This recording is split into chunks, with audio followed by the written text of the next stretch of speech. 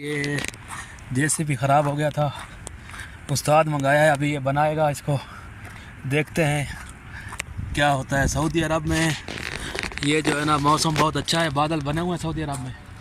ये आप देख सकते हैं सऊदी अरब में जेसीबी है। ये कौन सा मॉडल है ये भाई? ये 2010 मॉडल है यार। 2010 मॉडल है। पानी 2010 मॉडल उस्ताद साहब ने खोला इसको? हाँ, उस्ताद आया है, मैकेनिक आया है। उस्ताद साहब इसको चेक कर रहे हैं, पानी इसका डीजल निकाल के। इंशाल्लाह। ये तुम्हारा दोस्त है? कौन? इस बात कर रहे हैं, वीडियो बना रहे हैं। ये हमारा भाई है। माश